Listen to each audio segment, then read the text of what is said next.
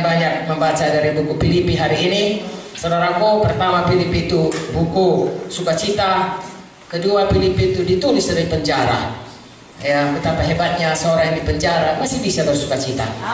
Kita di sini tidak ada yang penjara, kita harusnya lebih bersukacita. Amin, saudaraku. Ya, Filipi 1 ayat 6 berkata, akan hal ini aku yakin sepenuhnya, yaitu Ia yang memulai pekerjaan yang baik di antara kamu akan meneruskannya sampai kepada akhirnya pada hari Kristus Yesus. Ini kepalanya ucapan syukur dan doa Paulus. Jadi memulai suratnya kepada Filipi dengan berkata, Tuhan mulai baik, Tuhan akan meneruskannya sampai pada akhirnya. Jadilah ini kepada kita. Ya, yang lalu saudara mulai dari saudara selamat, itu sudah permulaan yang paling baik. Seterusnya sampai tadi malam, itu juga permulaan yang baik. Hari ini akan ditambahkan Tuhan lagi, ya, dibangun Tuhan terus kita sampai pada kehendak Tuhan. Dan kalau kita baca Filipi 3 ayat 13-14, saya loncat saja saudaraku. Filipi 2 mengenai Tuhan Yesus. Oke, Filipi 3 13-14 berkata, apa yang harus kita lakukan? Sudah kita saudaraku sungguh-sungguh menyadari Tuhan sudah mulai yang baik. Apakah yang kita lakukan seterusnya? Apakah kita kemudian tidak berbuat sesuatu? Kita terus maju. Ayat 13, saudara-saudara, aku sendiri tidak menganggap bahwa aku telah menangkapnya, tapi ini yang kulakukan, aku melupakan apa yang telah di belakangku dan mengarahkan diri kepada apa yang ada di hadapanku dan berlari-lari kepada tujuan untuk memperoleh hadiah, yaitu panggilan surgawi dari Allah dalam Kristus Yesus. Amin. Jadi Paulus dari mulai mengatakan, aku bersyukur sudah permulaan baik. Lalu dia sambung kepada mari berlari-lari pada tujuan Tuhan. Kalau saudara baca buku Timotius, akhirnya dia berkata, aku sudah sampai pada akhir perjalananku. Jadi semuanya kita seharusnya mengikuti teladan ini. Alkitab ini ditulis supaya kita mengikuti teladan yang baik dan membuang atau tidak melakukan apa yang dilarang. Hari ini kita belajar saudaraku menatap ke depan masa depan kita, sebab yang di belakang itu tidak akan kembali. Hari ini tanggal 3 Juli, kapanpun gak akan pernah kembali. Bulan Juni, bulan April akan tetap maju. Tahun 2019 gak pernah balik. 2018 pasti akan maju terus. 2020, 2020 sampai Yesus datang. Jadi apa yang bisa kita lakukan adalah menatap ke depan. Haleluya. Ada juga firman Tuhan yang berkata, ya, pujilah Tuhan hai jiwaku, pujilah Tuhan hai segenap batinku. Benar? Jangan lupakan. Mengapa jangan lupakan kebaikannya? Kalau kita lupa kebaikannya, saudaraku, kita bisa distraksi. Buku Ulangan itu 5 buku pertama, buku Taurat, itu dituliskan mengingatkan kembali apa yang jadi sebelumnya. Mengapa diingatkan? Karena Musa berkata supaya kau ingat lagi, jangan kau lupa bagaimana kau dilepaskan Tuhan. Dan kalau kau kaya, jangan kau pikir itu karena kau, tetapi karena Tuhan yang menjadikannya. Kau dapat rumah nanti tanah-tanah, Tuhan semua melakukannya. Jangan kau lupa. Itulah gunanya buku Ulangan. Walaupun kemudian dikatakan Musa, biarpun ku bilang begini, nanti meper juga nya kau. Saudaraku, kita bertanggung jawab pada generasi kita. Musa bertanggung jawab pada generasinya, Joshua pada generasinya. Saudara baca Alkitab, sesudah generasi Joshua, hakim-hakim, orang Israel mundur dari jalan Tuhan. Sebenarnya saya sudah lewat generasi, lintas generasi 77 tahun ya.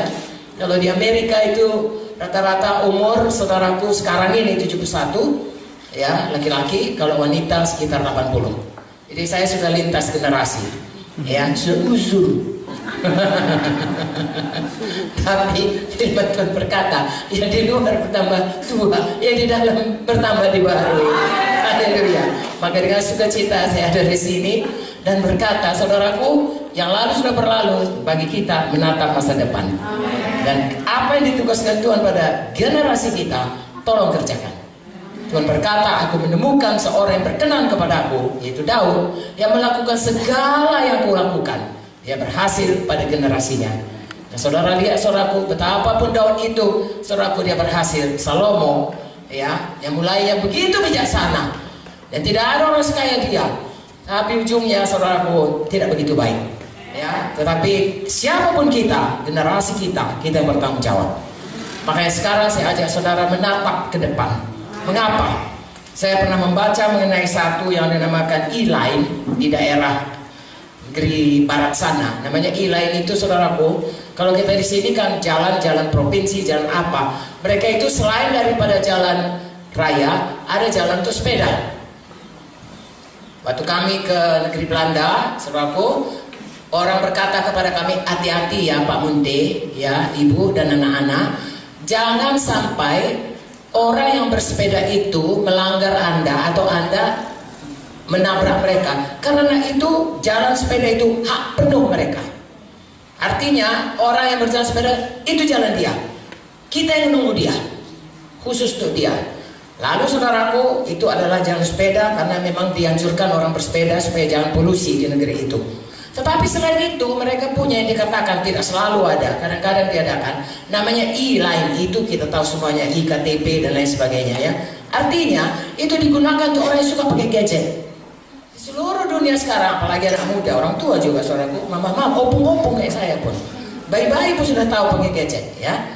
Mereka itu suka melihat begini, dan kalau saudara tahu kalau pakai gadget kan begini, nggak ada orang pakai gadget gini kan? Semua begini. Jadi banyak sekali kecelakaan karena mereka itu begitulah ya, terikatnya dengan gadgetnya itu, sehingga mereka itu tidak tahu nabrak tiang listrik, nabrak orang lain, bahkan meper ke jalan raya. Ada yang jatuh ke jalan lintas kereta api ya. Saya pernah, Vicky barangkali menceritakan, udah pun jatuh di tempat kereta api, polisi bilang cepat keluar, iya sebentar lagi, cek. Nah itulah dia saudaraku ya. Jadi dibuatlah E-Line itu pada satu hari saudaraku. Orang kemudian senang, lalu orang pikir akan selamanya dibuat. Tidak, pemerintah hanya buat itu satu hari untuk mengingatkan mereka bahwasanya kalau pakai ini hati-hati, kau bisa bahaya kalau matamu terus kemari. Saudaraku, hari ini saya mengajak saudara, jangan begini saja, yang lihat yang dekat aja, lihat pandang jauh ke depan. Amen. Karena kita punya masa depan. Hidup kita di dunia ini hanya sementara. Puji Tuhan, kita selalu berkemenangan dan Tuhan mau kita hidup. Yohanes 10:10 berkata, Tuhan menyelamatkan kita supaya kita memiliki zoe kehidupan dan memilikinya dengan segala kelimpahan. Ya, itu bukan hanya di dunia ini, lepas dari dunia ini pun disediakan Tuhan. Itu sebabnya Matius 6:33 berkata, cari dahulu maka sekaliannya. Jadi dunia ini kita cari dahulu apa yang dikatakan Tuhan kepada kita, kemudian apapun yang di dunia ditambahkan Tuhan sampai pada hidup kekal. Tapi kebanyakan orang seperti yang punya gadget tadi, dia sibuk memperhatikan apa yang jadi bagi hidupnya untuk masa dekat ya, untuk hanya hidup di dunia ini atau hanya hidup untuk ya masa dekat lah, dan tidak memikirkan bahwasanya hidup kita ini ada satu hidup lagi, baik di dunia ini, baik sesudah di dunia ini, di mana kita harus berjalan pada jalan Tuhan. Haleluya.